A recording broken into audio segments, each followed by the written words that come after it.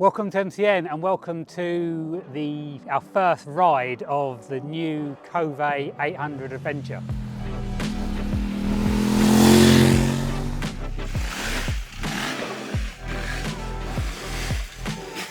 So we've done a first look of this bike, which was quite an interesting in terms of the feedback from our comments in our video that we did.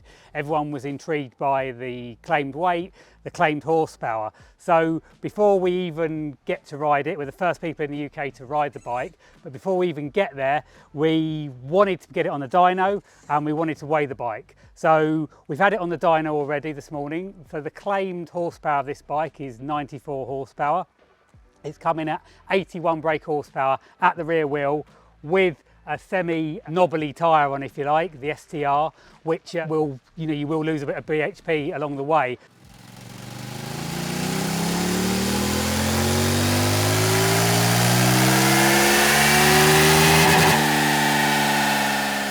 What did it make? 81 horsepower. That's healthy. That's a lot better than Tenere, isn't it? Yeah, well, if you decided to lay the Tenere on there. Have you? So it is one the same until it gets to the top. So that, I think, is pretty fair representation in terms of what you would expect to lose from a crank figure of 94 horsepower to 81 brake horsepower at the rear. This bike, as we've already said, is very much taken aim at the Yamaha Tenere 700.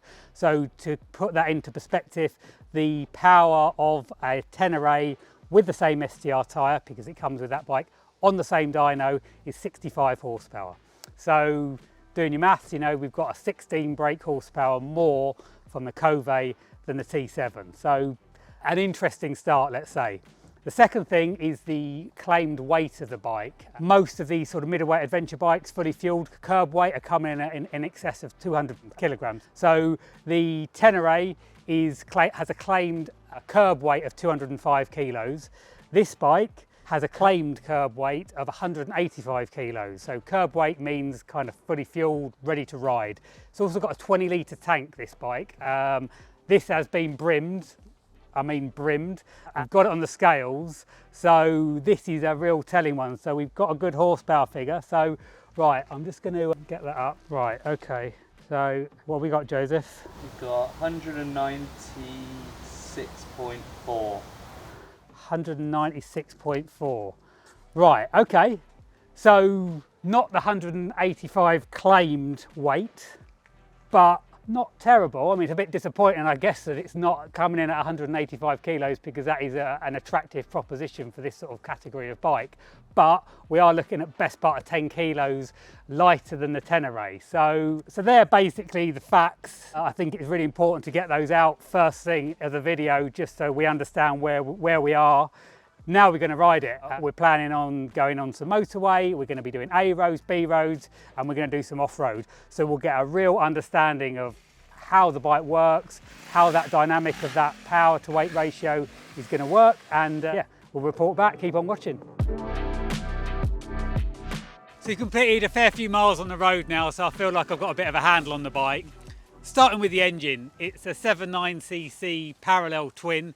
It's basically a direct copy of the KTM 790 engine with a slightly reworked top end. And the power's good, it's quite a dynamic engine. I like that engine. It's quite punchy, it's quite sporty. It gives you quite a lot of feedback.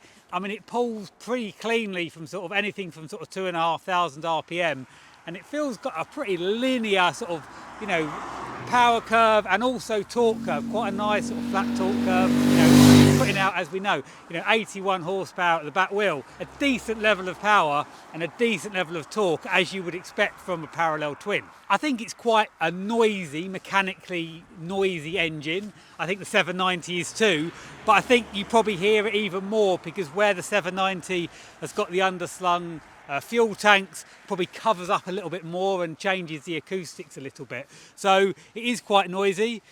Gearbox wise, there's no quick shifter, there's no auto blipper on it for downshifts. I think the gearbox, on one hand, I think it's quite clunky, is probably a bit harsh, but it's not like silky smooth. It's not like I think like Suzuki's and Kawasaki's generally make really nice gearboxes. It doesn't feel sort of silky smooth, but there's no missed gears. It feels very positive. You can easily make clutchless gear changes, certainly up, without any problem at all. So it's nothing amazing about it, but nothing to sort of really sort of be too harshly critical about. In terms of the ergonomics of the bike, it's a pretty nice place to be perfectly honest. The seat, it's one of these seats that's not, you don't get on it and think, oh, that's super plush, that's super comfortable, because it's reasonably firm. But what I've sort of found is that even though we spent about 9 hours on the bike yesterday, there was never a point where I was sort of like itching to get off of it. I think it's a good sign. It's almost like your level of comfort kind of peaks, and then that's it, depending on, irrelevant almost of how many hours you spend on the bike. So I think that's good. I like the handlebars, the width of the handlebars, the mirrors, really good mirrors actually, really easy to adjust, and as you can see they're actually quite wide, so you've got real good visibility, which is nice. And that whole sort of seat, handlebar, footrest position is pretty good, certainly for my size. I think if you were much taller than me, you might find that your knees are possibly a little bit too bent, but with an 880 seat height you could easily go for a slightly higher seat if you were a taller guy, and I don't think you'd compromise on, you know, sort of being able to get your feet on the ground at all, and you might give you a little bit more sort of room there. Chassis and suspension wise, again, it feels well balanced, it feels planted, it doesn't feel overly heavy, so when you're changing direction, it feels like it changes direction well, it feels planted. I think the suspension, we haven't adjusted the suspension the whole test, so I just wanted to run it on standard. I think possibly for my weight, the rear's a little bit firm. I've had a couple of times where you've sort of been pushing on through corners and it's quite rough, and you can sort of feel the rear having difficulty absorbing those sort of high speed bumps. But I'm pretty sure being fully adjustable, you could comfortably, easily dial that out. Just very quickly coming back to the power, you have got two maps. You've got an eco map and a sport map. It's quite nice how when you're in eco all the digital displays blue, and then when you put it into sport it goes red, which is quite a nice touch. Is there a massive difference between eco and sport? I don't really think so, to be perfectly honest. There's something there, and I guess the only issue I've got with the bike in terms of the performance is this sort of fueling issue when you're coming on and off the throttle. You notice it everywhere, to be perfectly honest, and it's a little bit frustrating because even on the motorway, like 70 miles an hour, if you're shutting the throttle, it really is like you almost like switch the thing off, and then when you come back on it's quite jerky. Through the course of the last couple of days I have sort of learnt to ride around it a little bit, and it's okay, so it doesn't feel as big an issue as when I first jumped on the bike. But I do genuinely think that it would be a relatively easy fix by getting it on a dyno and getting the fueling sorted out. I would imagine the main reason for it is basically to meet emission regulations, to meet Euro 5 and Euro 5 Plus. I would imagine that is exactly it, for, you know, how well it's fueled and what emissions it's putting out on those sort of low RPM, and I think that's possibly the issue. I haven't mentioned the screen, so the screen's non-adjustable. What I've found is it certainly keeps all the weight off your chest, absolutely no problem at all. I'm wearing a adventure helmet, an Arai, a Tour X4, so obviously with the peak. What you sort of find is sort of like fast lane motorway speeds. I'm getting a little bit of turbulence on there, so not going to ruin your day, but kind of you can feel it. Wind noise is high, but let's be honest, wind noise is high on all adventure bikes. You know, the actual aerodynamics of adventure bikes, I find them all a little bit disappointing in terms of the wind noise, to be perfectly honest. So, but I think you could easily, I'm sure there'll be aftermarket, maybe slightly taller screen, or you could get some sort of deflector, which I've got experience of putting a deflector on, and it does just take the edge off of that. So again, I think it's very much curable. So all in all, I've enjoyed the road performance. I think it's quite engaging. It doesn't feel overly heavy. I think it's got a good sort of balance of power to weight, that it feels an engaging ride.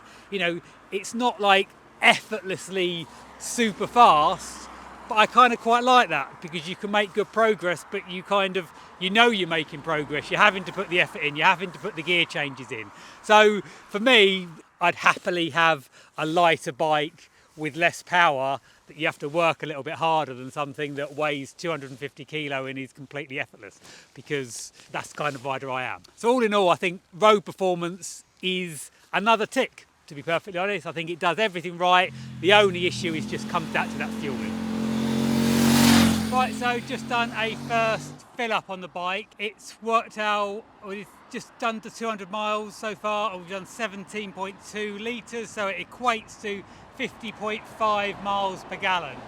Just as a comparison, when we did the MCN 250, which is a 250 mile road ride on the Yamaha Tenere, that returned 54.5 miles per gallon. So slightly less economical. I think there's two things very quickly to say about that. One is it's obviously a more powerful engine, so you don't get something for nothing. And secondly was the fact that the riding we did on this bike involved off-road, which is a lot more sort of first, second, third gear. So I would imagine that you'd be slightly less economical. So I'd imagine this is probably going to be more economical than 50.5 miles per gallon, but probably not as economical as a Tenere's 54.5. Right, so we've done quite a lot of road miles, and now we've completed about 3 to 4 hours off-road, and it's been really interesting. We're riding in Thetford Forest. Anyone that knows it will know that it's not super technical, but it has its challenges, and it's quite a good place to test the bike because the ground, although it's quite flat, it's very, very whoopy. So you really get to evaluate the suspension, and it's also wet despite being the middle of July. We've had quite a lot of water, so grip levels are varying, and you also get quite a lot of sand up here as well, which helps it drain, but on the flip side, you know, it gives that sort of loose feeling on the bike. From a strictly off-road perspective, I'm going to kind of go through what I like about the bike and I guess the things I don't like. From the top, I think for a standard bike, it's well equipped. No hand guards, but you do have this crash protection here, which I think is a good addition, and obviously all within that weight that we talked about earlier. The ergonomics of the bike, I really like. I'm sort of 5'9" on a good day, and riding position's good. I feel like I can ride in a good position. I keep my elbows up. I don't feel crouched over. Feel like I've got real good purchase on the pegs. I really like how narrow the bike is, especially at the back, which if you need to, when you're riding sand, for example, you need to get your weight back, and it just allows you to just move back without any sort of drama about that. Going forward, when you start getting really forward, the tank does flare out a bit, but to be expected. It's a 20 litre fuel tank at the end of the day. By the way, the fuel tank kind of is not too heavy, as in top heavy. The fuel tank actually comes in below the seat, which is also really nice from a sort of a weight distribution point of view. I mean, it's not a super light bike, it's not an enduro bike, but it feels very, very manageable. From the moment you just pick it off the stand, even when we had it fully brimmed with fuel, it feels like you can change direction quickly. It just doesn't feel cumbersome in any way, which I think is literally down to not only the weight of the bike, the relatively low weight for a middleweight adventure bike, but like I say, the position of that. Right, moving on to the suspension. Like I said, it's a real test for the suspension here because of the whoops. Got 48mm KYB fully adjustable front forks, and I've actually been impressed. They're probably set a little bit hard in the standard setting for the sort of riding we've been doing, because I've ridden bikes here before, bigger bikes, and very much been through the sensation where you do actually bottom out the suspension. I haven't bottomed out anything today, which I think is impressive. It feels lively, but it's good fun. We've been some of these whoops, they're sort of like acting like kickers. So the front's light, the rear's light, and it feels dynamic. It feels enjoyable. It feels like you're on top of the bike because of that riding position, and I feel like I've got a good sort of level of control on it. It also comes as standard with a steering damper, fast-ace steering damper, which is another quality component on it. I had one moment where I ended up with a bit of a tank slapper, and I was glad that was on. Not adjustable, but certainly is doing something. Rear as well is a fully adjustable KYB rear shock, and we've got 240mm of travel, which is pretty good, and that obviously increases the ground clearance as well, which is, you know, a key factor for these sort of bikes. Brakes wise, off-road, it's been no problem at all. One finger on the front brake and plenty of control. We've got a big back brake lever and plenty of control, even wearing, you know, adventure boots. It's Teisco calipers, which are basically a Chinese copy of Nissin. Anyone that knows Nissin's a Japanese high-end brake caliper, and it feels good. The other thing that's really interesting and something I really like is from an electronics point of view. Now, we talk a lot about electronics, and anyone that's got these sort of bikes, you know, I guess we're judging this bike against something like the Tenere. The Tenere is obviously quite limited with the amount of electronics on it, and that appeals to a lot of people. And I get that, because there's other bikes which are quite sort of complicated, you know, to get into, turn the ABS off or turn the traction control off, you're quite a long way into a menu system, and then when you turn the bike back on again, it all activates again and you've got to do the whole thing again, and that is frustrating. With the Cove, you can basically turn the ABS off just on the rear, you can turn it off completely, you turn the ignition off, turn the ignition back on, and it all stays off. Traction control, what I found, a little bit inconsistency, to be perfectly honest. I've had times where it seems like it has, the traction control has stayed off, but then when I've left the bike for a longer period of time, it seems to have all reactivated. But you do have an option on the dash, which is also very intuitive. You know, I haven't read any manuals, I've just been playing with it, and it's kind of super easy. You know, it's literally an enter, an escape, and an up and down button, and it's quite a positive control. Not backlit, but you know, that's a first world problem, eh? So I really like the fact that it has the electronics, but they don't seem intrusive, and I think that is really important for everyday riding when you're out and about and doing this sort of riding. So engine wise on the bike, you know, it's 81 horsepower at the rear wheel. This bike hasn't even been through its first service yet, so you know, you could argue that you might even get a bit more out of that. Also on the dyno with an SDR, Pirelli SDR tyre, which is a slightly knobbly tyre, so you could potentially lose a few horsepower there. So there's no lacking, and certainly in an off-road perspective, you know, first, second, third, fourth gear even, you've got ample power. It's very controllable after you've made the initial tap.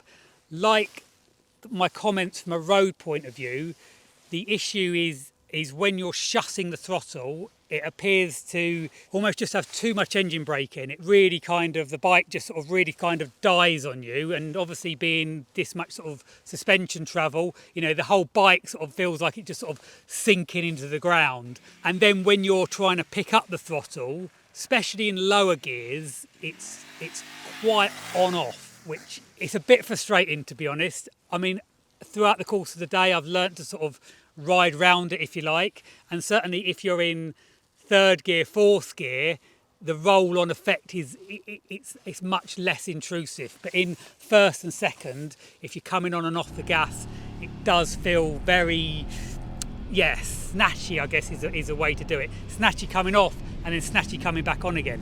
You know, this is a bike that you could probably have a couple of hours on a dyno if somebody knew what they were doing, either with a power commander or just remapping what you've got, and I'm sure you could map that out relatively easily. You know, we're seeing a lot of bikes now have this because they need to adhere to Euro 5 and Euro 5 Plus. You know, that's a lot of emission control at that point of the throttle from tick over, so they're probably, I don't know, maybe not getting as much fuel. I'm not an expert on this. I'm not a dyno guy. I'm not a fueling guy. But my gut feeling is that it's only a little bit wrong, but it's having quite a big effect in the actual riding experience. And by dialing that out with some time on a dyno, I think if you could get that throttle connection smooth, then the rest of the power is really nice. Because what I've also found is it seems to be generating a really good amount of sort of mechanical grip, if you like. You know, these aren't the most off-road tyres by any stretch. It's not full on mud, so they're not clogging up.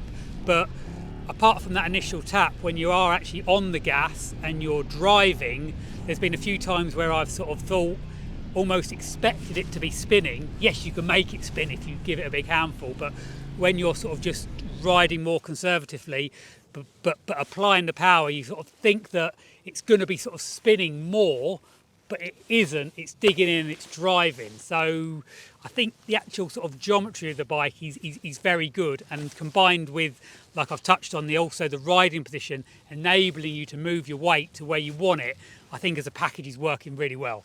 So I think the obvious comparison is a Tenere. You know, Cove have made no apologies that they're targeting that bike. You know, this is where that bike is aimed at in terms of the spec, in terms of the price point. I think what I like about this over the Tenere is I think it holds its weight better. No doubt about it. You've got more suspension travel to start with, but also the weight doesn't feel as high. When you're riding a Tenere, you know, one of the sort of criticisms of that bike is that the tank is quite high and the fuel sits high. With the Cove, the fuel tank is, I mean, you can see it's quite a physically small area here, largely because the fuel is sitting, coming down underneath the seat. So it feels more manageable, it feels more manoeuvrable, and I think because of the riding position, you feel like you've got more more influence on the bike. I think you've got more control. I think even though the Tenere, the initial tap of the throttle is it's a little bit glitchy, I think the fueling on the Tenere is definitely better. I think the bottom end, I mean, that CP2 motor, you know, it's been around a long time in the MT-07 and the Tenere, but it's a great engine, and it puts a smile on your face. The sort of riding we're doing, whether you've got 65 horsepower at the rear wheel for the Tenere or 80 brake horsepower, you're not going to notice any difference. We're not in those realms of the power. So it does come down to that throttle connection, and I think the Tenere is probably better throttle connection. But on the flip side, you've got more suspension travel. I would arguably say higher quality suspension. You've got steering damper standard. You've got all those options for the electronics, should you want those. So it is an enticing proposition, to be perfectly honest. And then, you know, that's not...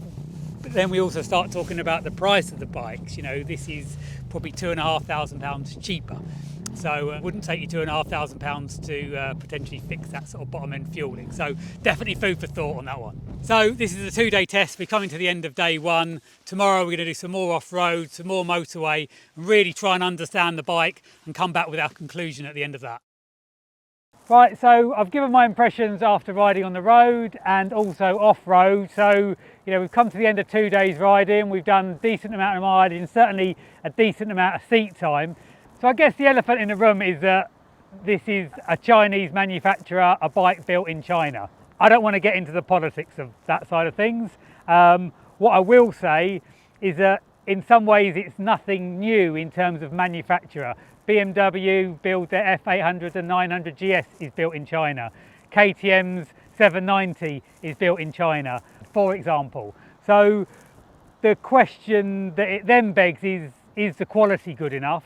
You know, I guess there's a link that people think that the quality isn't there. From what I've seen for this bike so far, the quality seems good.